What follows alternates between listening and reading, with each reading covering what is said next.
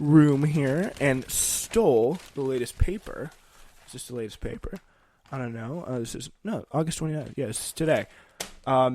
The 1619 Project hurts blacks was the first thing that I fell my weary eyes fell upon, and boy, oh boy, are we gonna read it. I've never read this before, but the headline looks very good. The subhead reads: "The New York Times series wallows in victimhoods and ignores successes." The New York Times recently released a special 100-page edition of the Sunday magazine, arguing that slavery has left an indelible mark on the soul of our nation, and its legacy remains the principal cause of inequities between races. Again, I'm not sure if they were actually saying that. I think they were saying that not slavery itself, but the fact that there has always been anti-black or anti-race, anti-African-American feelings is probably a bit that still exists today. That's the point that they're trying to make. And the thing is, what they're saying is it still exists today. It's a big problem today.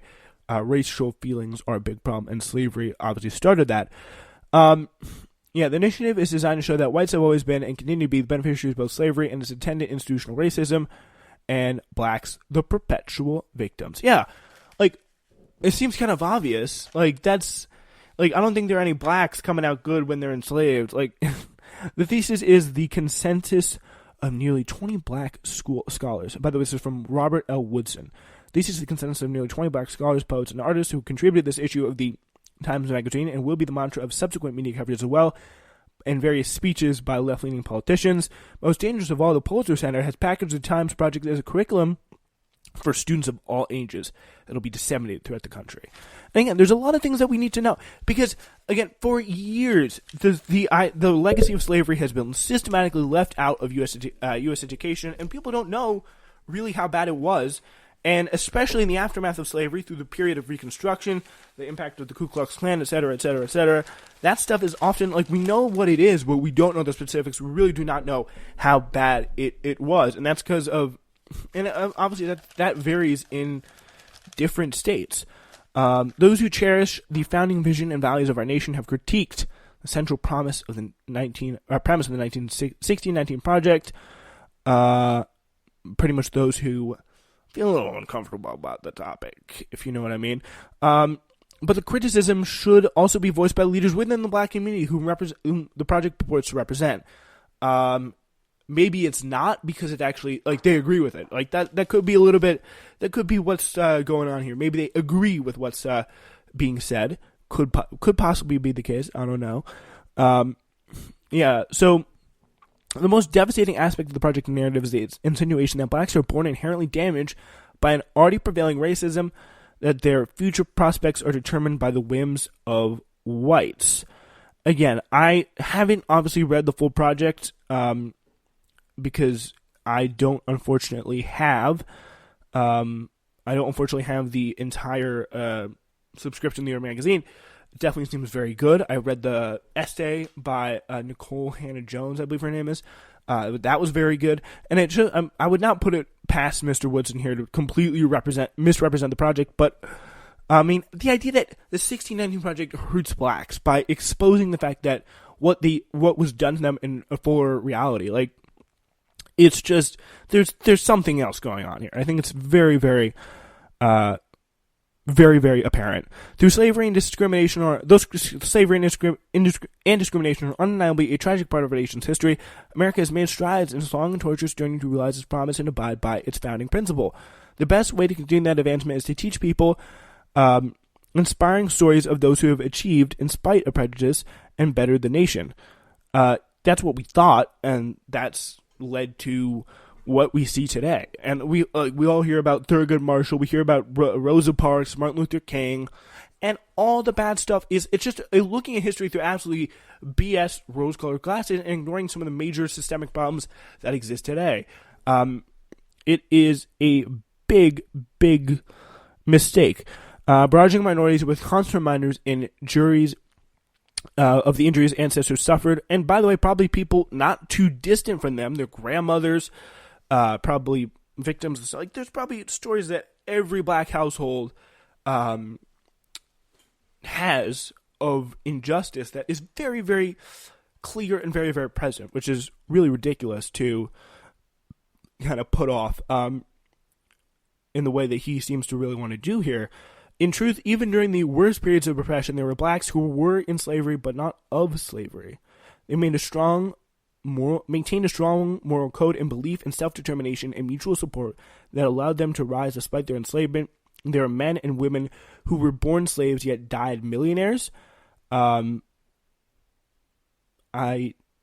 may be true, may or may not be true. But again, that's all very part of it, and I think that's a part of what they're saying. Literally, the thesis of one of the first things I read when the first things you read when you open up the project, it says America. Like the big part of it is Black Americans made America what it is today. Like they realized the dream. Nicole Hannah Jones talks about, literally talks about the fact that how her father hung out an American flag inside, out of on her house or on her lawn out of a big flagpole, even though he was discriminated against. She faced some pretty bad racial attacks as well.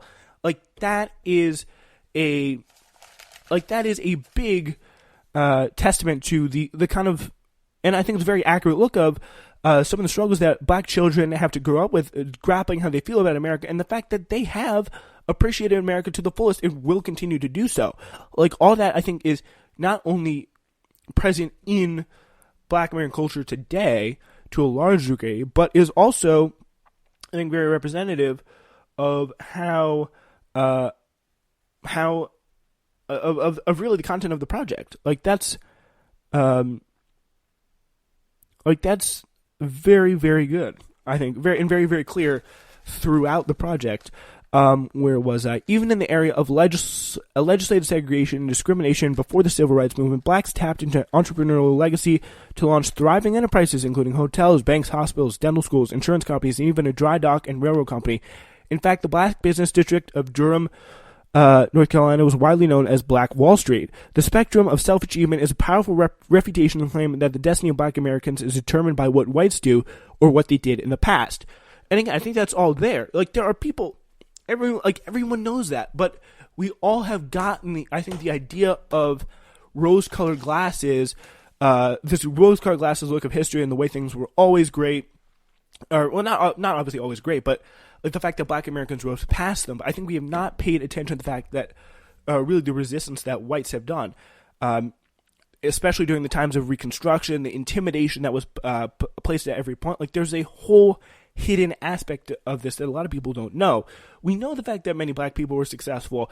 We know the fact about we know that they were able to move past slavery and segregation as well in a very clear and impactful manner. But the thing is, we don't really have a full understanding of some of the resistance and some of the insane struggle that they had to go through.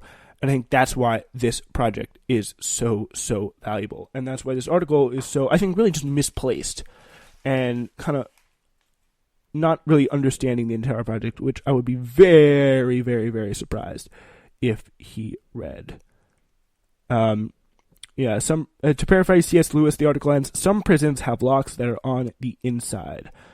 And again, I think that's really kind of ridiculous, because there is such a movement today in Black culture to empower people, to lift people up, and it's not like if you think the predominant message coming from Black culture today is, oh, you'll never make it because the whites are out to get you, you are delusional.